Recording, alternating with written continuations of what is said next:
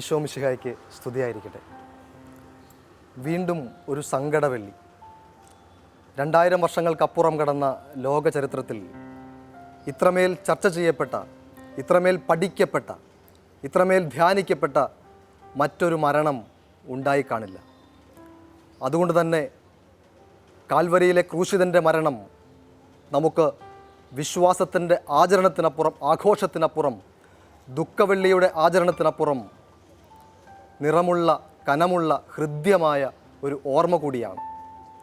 ആ ഓർമ്മയാചരണത്തിൻ്റെ ഈ വെള്ളിയിൽ ദുഃഖവെള്ളി എന്നോട്, നമ്മോട് എന്ത് പറയുന്നു എന്നുള്ള ചില ചിന്തകളാണ് ഈ നിമിഷം നിങ്ങളുമായി പങ്കുവയ്ക്കുവാൻ ആഗ്രഹിക്കുക. ഓരോ ദുഃഖവെള്ളിക്കുമപ്പുറം ഒരു ഉയർപ്പുഞായറുണ്ട് എന്ന പ്രത്യാശയുടെ വാക്കുകൾ പലതവണ ആണ്ടുവട്ടത്തിലൊരിക്കലെങ്കിലും നമ്മൾ കേട്ടുപോയിട്ടുണ്ട്. ഒരുപക്ഷെ പ്രത്യാശയുടെ ആ വാക്കുകൾ ദുഃഖവെള്ളി ആചരണത്തിന് യാന്ത്രികതയുടെ നിറവും ഭാഷയും നൽകിയിട്ടുണ്ടോ എന്നൊരു സംശയം ഈ ഉള്ളവനുണ്ട്. അതോടൊപ്പം നമ്മൾ ഏറെ കേട്ടിട്ടുള്ള മറ്റൊരു വാചകമാണ് ജ്ഞാനിയായ ഒരു വൈദികൻ നമ്മെ നിരന്തരം ഓർമ്മപ്പെടുത്തുന്ന ആ മരത്തിൻ്റെ ഭാഷ. മരം പറയുന്നു, എത്രയോ കുരിശുകൾ എന്നിൽ നിന്ന് നിങ്ങൾ രൂപപ്പെടുത്തി, എന്നിട്ടുമെന്തേ നിങ്ങളിൽ ഒരു ക്രിസ്തു പിറന്നില്ല. എത്രയോ കുരിശുകൾ എന്നിൽ നിന്നും നിങ്ങൾ രൂപപ്പെടുത്തി, എന്നിട്ടുമെന്തേ നിങ്ങളിൽ ഒരു ക്രിസ്തു പിറന്നില്ല. നമ്മളെ ആകുലപ്പെടുത്തുന്ന, അസ്വസ്ഥമാക്കുന്ന ചോദ്യങ്ങളാണ് ഇതെല്ലാം. ഇത്തരം ചോദ്യങ്ങൾ ഒരുപക്ഷെ ആണ്ടുവട്ടങ്ങളിലൊക്കെ നമ്മുടെ മനസ്സുകളിൽ താളം തല്ലുന്നുണ്ടെങ്കിലും ദുഃഖവെള്ളി ആചരണങ്ങൾക്ക് കേവലം ആചരണത്തിൻ്റെ, ആഘോഷത്തിൻ്റെ, ഓർമ്മ കുറിപ്പിൻ്റെ അവസരത്തിനപ്പുറം ഒരു മാനം ഓരോ ക്രൈസ്തവൻ്റെയും മനസ്സുകളിലുണ്ടോ എന്നൊരു ചോദ്യം പ്രസക്തമാണ്. ഈ ദുഃഖവെള്ളി ആചരണം നമ്മുടെ മുമ്പിൽ വീണ്ടും എത്തുമ്പോൾ, സങ്കടവെള്ളി നമ്മുടെ മുമ്പിൽ വീണ്ടും എത്തുമ്പോൾ, പീഡാനുഭവ സ്മൃതിയുടെ വായനയിലും നീണ്ട കുരിശിൻ്റെ വഴി ആചരണത്തിലും പീഡാനുഭവ പ്രസംഗത്തിലും നഗരി കാണിക്കലിലുമൊക്കെ സജീവമായി പങ്കെടുത്ത് ദുഃഖവെള്ളി ആചരണം പൂർത്തിയാക്കി വിശ്രമിക്കുന്ന എന്നോട് ക്രിസ്തു പറയുന്നുണ്ട്, അന്ന് ആ ധനികനായ യുവാവിനോട് അവൻ പറഞ്ഞതുപോലെ, എങ്കിലും നിനക്ക് ഒരു കുറവുണ്ട്. ഈ ദുഃഖവെള്ളിയുടെ സായാഹ്നത്തിൽ ക്രിസ്തു എന്നോട് പറയുന്നുണ്ട്, പ്രിയ കൂട്ടുകാരാ, എങ്കിലും നിന്നിൽ ഒരു കുറവുണ്ട്. നോമ്പുകാലം ഫലദായകമായി ആചരിച്ചപ്പോൾ ഉപവാസവും ഒരു നേരവും ദാനധർമ്മങ്ങളും സൽപ്രവൃത്തികളുമൊക്കെയായി, കൃത്യമായി പള്ളിയിൽ പോക്കുമൊക്കെയായി നമ്മൾ ആചരിച്ച് പൂർത്തിയാക്കിയപ്പോഴും ക്രിസ്തു എന്നെ നോക്കി പറയുന്നുണ്ട്, പ്രിയപ്പെട്ട കൂട്ടുകാരാ, എങ്കിലും നിനക്ക് ഒരു കുറവുണ്ട്. എന്താണ് എൻ്റെ കുറവ് എന്ന് അന്വേഷിക്കാൻ ദുഃഖവെള്ളിയാഴ്ചയുടെ പകലും രാത്രിയും നമുക്ക് നിമിത്തമാകണം. ആ കുറവെന്ത് എന്നുള്ള അന്വേഷണത്തിലേക്ക് നമ്മൾ പോകുമ്പോൾ ആ ക്രൂശിതൻ്റെ തണലിൽ പോയിരുന്നു കൊണ്ട്, ആ മരക്കുരിശിൻ്റെ ചാരയിരുന്നു കൊണ്ട് ചെവി ഓർക്കാൻ നമുക്കൊന്ന് സാധിക്കണം. ദുഃഖവെള്ളിയുടെ നിശബ്ദതയിൽ ആ ക്രൂശിതൻ്റെ മരക്കുരിശിൻ്റെ ചാര വന്നു നിന്നുകൊണ്ട് ആ മരക്കുരിശിലേക്ക് ചെവി ഓർത്തു വെച്ചുകൊണ്ട് നമുക്ക് ഒന്ന് കേൾക്കാം ആ ക്രിസ്തു എന്ത് എന്നോട് പറയുന്നു എന്നുള്ളത്. ആ ക്രിസ്തു പറയുന്ന ദുഃഖവെള്ളി ചിന്തകളെ നിങ്ങളുമായി പങ്കുവയ്ക്കുവാൻ ഈ ഉള്ളവൻ ആഗ്രഹിക്കുകയാണ്. മരക്കുരിശിലേക്ക് ചേർത്തുവച്ച എൻ്റെ ചെവിയിലേക്ക് നമ്മളോട് ക്രിസ്തു ചില ചിന്തകൾ പങ്കുവെക്കുകയാണ്. ഒന്നാമത്തെ കാര്യം, നിലപാടുകൾക്ക് വേണ്ടി നിലകൊള്ളുമ്പോൾ നിനക്ക് ലഭിക്കുന്ന സമ്മാനം മരണമാണ് എന്നുള്ളതാണ്. നിലപാടുകൾക്ക് വേണ്ടി നിലകൊണ്ടപ്പോൾ മരണം പുൽകിയവനാണ് ക്രിസ്തു. വിട്ടുവീഴ്ചകൾക്ക് തയ്യാറായിരുന്നുവെങ്കിൽ, രാജശബ്ദങ്ങളുടെ രാജമൊഴികൾക്ക് വിധേയമായിരുന്നുവെങ്കിൽ, അതിനോട് യെസ് പറഞ്ഞിരുന്നുവെങ്കിൽ, വിധേയപ്പെട്ടുവെങ്കിൽ, മുന്നോട്ട് വെച്ച ഒരു കാൽ പിന്നോട്ട് മാറിയിരുന്നെങ്കിൽ ഒരുപക്ഷെ കുരിശിൽ നിന്ന്, മരണത്തിൽ നിന്ന് രക്ഷപ്പെടാമായിരുന്ന ക്രിസ്തുവിനെ നമുക്ക് വേണമെങ്കിൽ ആലോചിച്ചെടുക്കാം. ഏറ്റെടുത്ത നിലപാടിനോട്, ഉറച്ച നിലപാടിനോട് വിട്ടുവീഴ്ച ചെയ്യാതെ, സന്ധി ചെയ്യാതെ, തിന്മയോട് വിട്ടുവീഴ്ചകളില്ലാതെ മുന്നോട്ട് പോയവനാണ് ക്രിസ്തു. ഈ ദുഃഖവെള്ളിയിൽ ക്രിസ്തു എന്നോട് പറയുന്നുണ്ട്, നിലപാടുകളിൽ നീ വെള്ളം ചേർക്കരുത്. നിലപാടുകൾ ഉറച്ചു നിൽക്കുമ്പോൾ ഒരു പക്ഷേ നിനക്ക് നഷ്ടങ്ങളുണ്ടാവാം. ഈ നഷ്ടങ്ങൾക്കുമപ്പുറം മരണം ഏറ്റുവാങ്ങിയവനാണ് ഞാൻ. നിനക്ക് മരണമല്ലെങ്കിലും നഷ്ടങ്ങളുണ്ടായേക്കാം നിലപാടിൽ ഉറച്ചു നിൽക്കുമ്പോൾ. ഒരുപക്ഷെ നിൻ്റെ മഹത്തായ പ്രൊഫൈലുകളിൽ മനോഹരമായ ഭാഷയിൽ അടയാളപ്പെടുത്താവുന്ന കനമുള്ള വാക്കുകൾ, കനമുള്ള അലങ്കാരങ്ങൾ, കനമുള്ള പദവികൾ നിനക്കില്ലാതായേക്കാം. അത്തരം നഷ്ടങ്ങളെ ഏറ്റെടുക്കുവാൻ, നിലപാടുകളിൽ ഉറച്ചു നിൽക്കുവാൻ നിനക്ക് സാധിക്കുമോ? ക്രൂശിതൻ നമ്മുടെ ചെവികളിലേക്ക് ഓർമ്മപ്പെടുത്തുന്ന ഒന്നാമത്തെ ചിന്ത അതാണ്.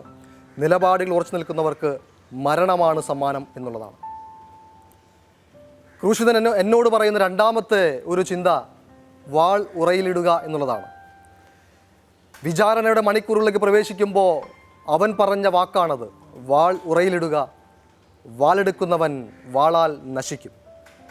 പ്രധാന പുരോഹിതൻ്റെ സേവകൻ്റെ ചെവി ഛേദിച്ചവനോടാണ് ക്രിസ്തുവിൻ്റെ ഈ മനോഹരമായ വാക്പ്രയോഗം, വാൾ ഉറയിലിടുക.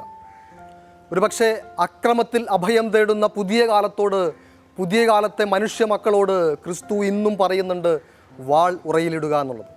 ഒരുപക്ഷെ പ്രത്യക്ഷമായ ഭൗതികമായ മൂർച്ചയേറിയ ആ കൊടും വാളുകൾക്കപ്പുറത്ത് വാക്കുകൾ കൊണ്ട് അവരനെ മുറിവേൽപ്പിക്കുന്ന വാളുകളോടാണ് ക്രിസ്തു പറയുക, ആ വാളുകൾ കയ്യിൽ പിടിച്ചിരിക്കുന്നവരാണ് ക്രിസ്തു പറയുക, നിൻ്റെ വാളുകൾ നീ ഉറയിലിടുക എന്നുള്ളത്. ഈ നോമ്പുകാലം മലയാളി മക്കൾക്ക് നൽകിയ ഒരു നൊമ്പരത്തിൻ്റെ കാഴ്ചയുണ്ട്. തൊടുപുഴയിൽ കുമാരമംഗലം എന്ന കൊച്ചു ഗ്രാമത്തിൻ്റെ അകത്ത് ഒരു 7 വയസ്സുകാരൻ്റെ നിലവിളിയാണ് ആ കാഴ്ചയിലെ പ്രധാന ഉള്ളടക്കം. താൻ കളിച്ചു വളർന്ന, ചിരിച്ചുല്ലസിച്ച തൻ്റെ വീടിൻ്റെ ഭിത്തിയിൽ തല തകർന്നുകൊണ്ടാണ് ആ 7 വയസ്സുകാരൻ മലയാളി മക്കളുടെ മുമ്പിൽ നിലവിളിച്ചത്.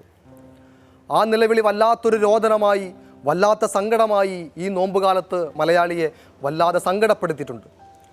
ഒരുപക്ഷെ എന്തിനെന്നറിയാതെ, എന്താണ് സംഭവിച്ചെന്നറിയാതെ പപ്പി എന്ന് സ്നേഹത്തോടെ വിളിക്കുന്ന ആ കൊച്ചനുജൻ, ആ 7 വയസ്സുകാരൻ്റെ നിലത്തു വീണ, തലയിൽ നിന്ന് പൊട്ടിയൊലിച്ച് നിലത്തു വീണ ചോരത്തുള്ളികൾ തുടച്ച ആ കൊച്ചനുജനുമുണ്ട് ഈ നോമ്പുകാലത്തിലെ ആ സങ്കടപ്പെടുത്തുന്ന കുരിശിൻ്റെ വഴിക്കകത്ത്. അക്രമത്തിൽ അഭയം തേടിയ, അക്രമം പരിഹാരമായി കണ്ടെത്തിയ ഒരു നരാധമൻ്റെ ചിത്രമാണ് തൊടുപുഴ സംഭവം നമ്മെ ഓർമ്മപ്പെടുത്തിയത്. അക്രമത്തിന് വ്യത്യസ്തമായ കാരണങ്ങൾ നിരത്തുന്നവരാണ് നമ്മളെല്ലാവരും. ആ 7 വയസ്സുകാരൻ ചെയ്ത കുറ്റമെന്ത് എന്ന ചോദ്യത്തിന് ആ നരാധമൻ പറഞ്ഞ ഉത്തരം അനുജൻ്റെ മൂത്രം തുടച്ചില്ല എന്നുള്ളതാണ്. നമ്മൾ ചെയ്യുന്ന അക്രമങ്ങൾക്ക് വ്യത്യസ്തമായ കാരണങ്ങൾ നിരത്തുന്നവരാണ്. ഒരുപക്ഷെ സഭയിലെ പുഴുക്കുത്തുകൾക്ക് നേരെ പ്രതികരിക്കുമ്പോൾ നമുക്കതിന് കാരണങ്ങളുണ്ട്. ഒരുപക്ഷെ എന്ത് കാരണത്തിൻ്റെ പേരിലായാലും ആ അക്രമത്തിൻ്റെ ഭാഷ സ്വീകരിക്കുന്നവരോട്, അക്രമത്തിനു വേണ്ടി കൈകൾ ഉയർത്തുന്നവരോട്, അക്രമത്തിനു വേണ്ടി നാവുകൾ ഉതിർക്കുന്നവരോട് ക്രിസ്തു ഈ നോമ്പുകാലത്ത് പറയുന്നു, വാൾ ഉറയിലിടുക.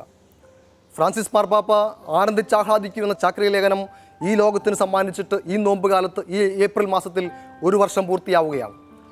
ഫ്രാൻസിസ് പാപ്പ ആ ചാക്രിക ലേഖനത്തിൻ്റെ അകത്ത് പറയുന്ന മനോഹരമായ പ്രസക്തമായ ഒരു വാക്കുണ്ട്, അത് വെർബൽ വയലൻസ് എന്നുള്ളതാണ്. വാക്കുകൾ കൊണ്ടുള്ള അക്രമം. സൈബർ വിചാരണയുടെ ഇടങ്ങളിൽ ഇന്ന് വല്ലാത്ത തരത്തിൽ വാക്കുകൾ കൊണ്ടുള്ള അക്രമങ്ങൾ നടക്കുന്നുണ്ട്, അരങ്ങേറുന്നുണ്ട് എന്ന് ഫ്രാൻസിസ് പാപ്പ നമ്മെ ഓർമ്മപ്പെടുത്തുന്നുണ്ട്. സൈബർ ഇടങ്ങളിലായാലും, പൊതുസമൂഹത്തിലായാലും, കുടുംബത്തിലായാലും, വ്യക്തിജീവിതത്തിലായാലും അക്രമത്തിൻ്റെ ഭാഷകൾ അവസാനിപ്പിക്കണമെന്നും വാളുകൾ ഉറയിലിടണമെന്നും ക്രിസ്തു ഈ നോമ്പുകാലത്ത് നമ്മെ ഓർമ്മിപ്പിക്കുന്നു. ക്രൂശിതൻ നമ്മോട് പറയുന്ന രണ്ടാമത്തെ ചിന്ത ഇതുതന്നെയാണ്, നിൻ്റെ വാൾ നീ ഉറയിലിടുക.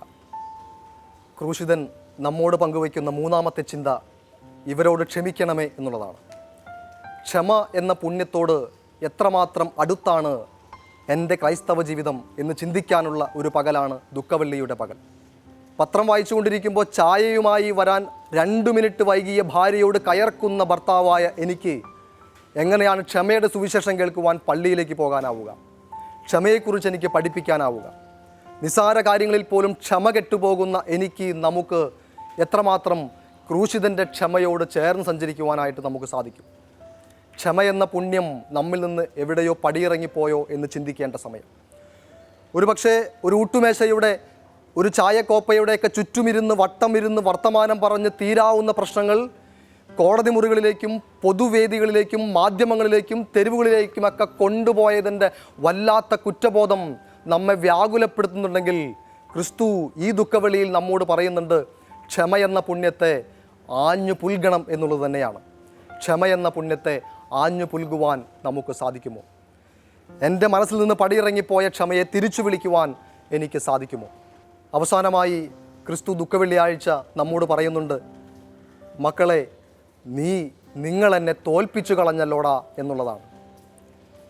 ഈ ദുഃഖവെള്ളിയിൽ കുരിശിൽ നിന്നിറങ്ങി വന്നുകൊണ്ട് എൻ്റെ തോളിൽ തട്ടി ക്രിസ്തു എന്നോട് ചോദിക്കുന്നുണ്ട്, കൂട്ടുകാരാ, നീ എന്നെ തോൽപ്പിച്ചു കളഞ്ഞല്ലോടാ എന്നുള്ളതാണ്. ആ മരണത്തിലേക്കുള്ള വിചാരണയ്ക്ക് തൊട്ടു മുമ്പ് ക്രിസ്തു ശിഷ്യന്മാരോട് ആവശ്യപ്പെട്ടത്, അല്പനേരമെങ്കിലും നിങ്ങൾ എന്നോടുകൂടെ ആയിരിക്കുവിൻ എന്നുള്ളതാണ്. ആ ക്രിസ്തുവിനോടൊപ്പം കുറച്ചു നേരമെങ്കിലും ആയിരിക്കുവാൻ, അവനോടൊപ്പം ശാന്തമായി മനസ്സും ഹൃദയവും ചേർത്ത് വെച്ച് ധ്യാനിക്കുവാൻ അവർക്കായില്ല. ഉറങ്ങിപ്പോയി അവർ. അലസതയുടെ ഉറക്കം വല്ലാതെ ബാധിച്ച അവർ ക്രിസ്തുവിനെ വല്ലാതെ നൊമ്പരപ്പെടുത്തി കാണണം. ഒരുപക്ഷെ ക്രിസ്തു നമ്മോടും ചോദിക്കുന്നുണ്ട്, എന്നോടുകൂടെ ആയിരിക്കുവാൻ നിനക്ക് സാധിക്കുന്നില്ലേ? ഒരുപക്ഷെ ക്രിസ്തുവിനോടൊപ്പമായിരിക്കുവാൻ, ക്രിസ്തുവിനോടൊപ്പം ചിന്തിക്കുവാൻ, ക്രിസ്തുവിൻ്റെ വാക്കുകൾ പറയുവാൻ, ക്രിസ്തുവിൻ്റെ ഭാഷ സ്വീകരിക്കുവാൻ പറ്റാതെ എങ്ങനെയാണ് ഈ നോമ്പുകാലം ഫലദായകമാക്കാൻ എനിക്ക് സാധിക്കുക? എങ്ങനെയാണ് പ്രത്യാശയുടെ ഉയർപ്പ് സ്വന്തമാക്കുവാൻ എനിക്ക് സാധിക്കുക? കുരിശിലേറ്റിയിട്ടും കലിപ്പു തീരാത്തവരെ കാണുന്നുണ്ട് കുരിശിൻ്റെ വഴികളിൽ. അവന് ശിക്ഷയായി വിധിച്ച കുരിശിൽ അവനെ തറച്ചിട്ടും വിലാപ്പുറത്ത് കുത്തിയും മീറ കലർത്തിയ വീഞ്ഞു കൊടുത്തുമൊക്കെ കുരിശിന്മേൽ കലിപ്പു തീരാത്ത ഒരു കൂട്ടം ആളുകളെ കുരിശിൻ്റെ ചുറ്റും നമ്മൾ ദുഃഖവെള്ളിയാഴ്ച കണ്ടുമുട്ടുന്നുണ്ട്. നമ്മൾ വിധിച്ച കുരിശുകൾ എത്രമേൽ ചാർത്തിക്കൊടുത്തിട്ടും അവനെ തറച്ച കുരിശിലും എൻ്റെ കലിപ്പൊടുങ്ങാത്ത അവസ്ഥയിലാണോ ഞാൻ എന്നുള്ളതാണ്. ഞാനും എന്നിലൂടെ മറ്റുള്ളവരും വിധിച്ച ശിക്ഷയിൽ മതിവരാതെ വീണ്ടും വീണ്ടും കുരിശു കൂട്ടങ്ങളുമായി അവൻ്റെ പിന്നാലെ പായുന്ന മനസ്സ് എനിക്കുണ്ടോ? കുരിശിലും കലിപ്പു തീരാതെ കുരിശുകൂട്ടങ്ങളുമായി പായുന്നവനാണോ ഞാൻ എന്നുള്ളതാണ് പ്രധാനപ്പെട്ട എന്നെ ആശങ്കപ്പെടുത്തേണ്ട, അസ്വസ്ഥപ്പെടുത്തേണ്ട മറ്റൊരു ചിന്ത. ക്രിസ്തുവിനോട് കൂടെ ഇരിക്കുവാൻ നമുക്ക് സാധിക്കുമോ? ഞാൻ അവനെ അറിയില്ല എന്ന് പറഞ്ഞുകൊണ്ട്, ഞങ്ങൾ അവനെ അറിയില്ല എന്ന് പറഞ്ഞുകൊണ്ട് തള്ളിപ്പറഞ്ഞ ശിഷ്യന്മാരെ നമ്മൾ കുരിശിൻ്റെ വഴിയുടെ സമാപന ഘട്ടത്തിൽ കണ്ടുമുട്ടുന്നുണ്ട്. എൻ്റെ കുരിശിൻ്റെ വഴികളിൽ എൻ്റെ നാഥനെ, എൻ്റെ ക്രിസ്തുവിനെ എനിക്കറിയില്ല എന്ന് പറഞ്ഞുകൊണ്ട് കൈകൾ കഴുകി തള്ളിപ്പറയുന്നവനാണോ ഞാൻ എന്നുള്ളതാണ്. ഈ കുരിശിൻ്റെ വഴിയിൽ എന്നെ ഞാനാക്കിയ ക്രിസ്തുവിനെ വാരിപ്പുണരുവാൻ, ആ കുരിശോടുകൂടി അവനെ സ്വീകരിക്കുവാൻ, എൻ്റെ ജീവിതത്തിലെയും കുരിശുകളെ സ്വന്തമാക്കുവാൻ, അതിനെ ആസ്വദിക്കുവാൻ എനിക്ക് സാധിക്കണം. അവനെ അറിയില്ലെന്നും അവനോട് കൂട്ടില്ലെന്നുമൊക്കെ പറഞ്ഞുകൊണ്ട് എൻ്റെ മുമ്പിൽ കുരിശുകൾ നിരന്തരമായി വന്നു കഴിയുമ്പോൾ ക്രിസ്തുവിനെ തള്ളിപ്പറയുന്ന മനസ്സാണോ എനിക്ക് എന്നുള്ളതാണ് ചോദ്യം. ഒരുപക്ഷെ ക്രിസ്തുവിനെ തള്ളിപ്പറയുന്ന വർത്തമാനകാലത്തെ ഇടങ്ങളിൽ ഒരു തിരുത്ത് നമ്മോട് ആവശ്യപ്പെടുന്നുണ്ട്. ആ ക്രൂശിതനെ ചേർത്തു പിടിക്കണം എന്നുള്ള ഓർമ്മപ്പെടുത്തലാണ് ആ തിരുത്തിൻ്റെ ഉള്ളടക്കം. ജോർജ് ഏലിയറ്റ് പറയുന്ന മനോഹരമായൊരു വാചകമുണ്ട്. മരിച്ചവർ വീണ്ടും മരിക്കുന്നത് അവനെ നമ്മൾ മറന്നു പോകുമ്പോഴാണ്. മരിച്ചവർ വീണ്ടും മരിക്കുന്നത് അവനെ നമ്മൾ മറന്നു പോകുമ്പോഴാണ്. ആണ്ടിലൊരിക്കൽ ഒരു ഓർക്കേണ്ട ഓർമ്മ പുസ്തകം മാത്രമായി ദുഃഖവെള്ളി നമുക്ക് മാറുന്നുണ്ടോ? നമ്മുടെ നിത്യജീവിതത്തിൻ്റെ പകലിരവുകളിൽ ക്രിസ്തു ഒരു ഓർമ്മയായും ധ്യാനമായും വഴിയായും പ്രകാശമായും വെട്ടമായും മാറേണ്ടതുണ്ട്. എങ്കിലാണ് നമ്മുടെ ദുഃഖവെള്ളി ആചരണങ്ങൾക്ക് അർത്ഥമുണ്ടാവുക. എന്നിലെ ക്രിസ്ത്യാനി എന്ന വാക്കിന് അർത്ഥപൂർണതയുണ്ടാവുക.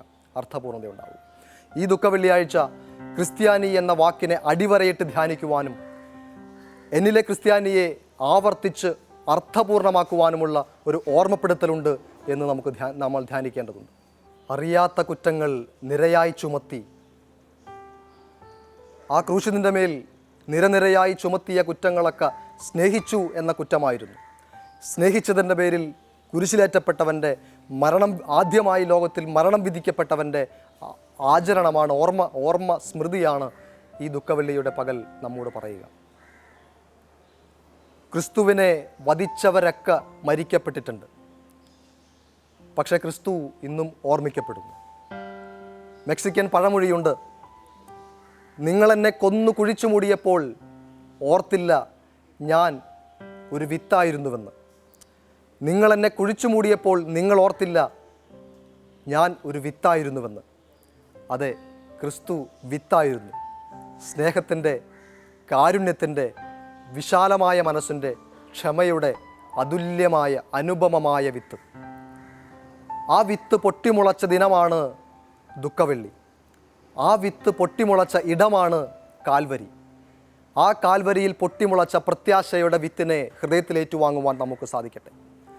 ക്രിസ്തുവിനെ വധിച്ചവരും ക്രിസ്തുവിന്മേൽ കുറ്റം ആരോപിച്ചവരുമൊക്കെ ഓർമ്മയുടെ പുസ്തകങ്ങളിൽ ഓർക്കപ്പെടാതെ വിസ്മരിക്കപ്പെട്ടുവെങ്കിൽ 2000 വർഷങ്ങൾക്കിപ്പുറവും ക്രിസ്ത്യാനിയും അക്രൈസ്തവനുമൊക്കെ നിരന്തരമായി ഓർമ്മിക്കുന്ന ആ ക്രിസ്തു ഇനിയും നാളെയും ഓർമ്മിക്കും.